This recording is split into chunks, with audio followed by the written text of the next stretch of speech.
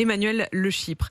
Le Conseil d'analyse économique, ça vous adorez, le Conseil d'analyse économique dresse un bilan sans concession sur notre politique d'immigration. La France a tout raté depuis 30 ans. Oui, alors j'adore encore plus quand le CAE produit un rapport qui doit s'imposer et que tout le monde doit lire pour comprendre tous les enjeux de ce débat crucial qui va structurer l'élection présidentielle. Oui, la France a tout raté depuis 30 ans. L'immigration en France est une immigration peu qualifiée, peu diversifiée dans ses origines et faible en volume. Rappelons-le, la France accueille chaque année, en proportion de sa population, 2 fois moins d'immigrés que la moyenne des pays de l'OCDE et que même le nombre d'immigrés installés en France est plus faible qu'en Allemagne ou qu'au Royaume-Uni. C'est une immigration familiale et pas de travail. 44% des immigrés en France viennent au titre familial, 9% seulement pour le travail.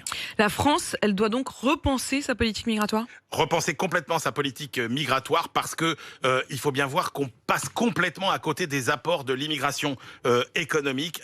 Songez par exemple qu'aux États-Unis, 40% des entreprises sont fondées par au moins une personne immigrée. Quant aux moins qualifiés, ils occupent des emplois délaissés et libèrent le travail qualifié féminin. Même l'accueil des réfugiés et des migrants humanitaires a un impact positif sur l'économie. Donc effectivement, il est urgent d'attirer les talents étrangers, de leur donner envie de rester en France et enfin d'arrêter de croire que le monde entier n'a qu'une obsession, venir vivre en France. Et si je vous entends, ça veut dire que notre croissance future, elle en dépend. Absolument, c'est fondamental. Notre potentiel de croissance vient des immigrés. 3,5% seulement contribuent à l'augmentation de la main-d'œuvre pour les qualifier. C'est 3 fois moins que dans les pays voisins.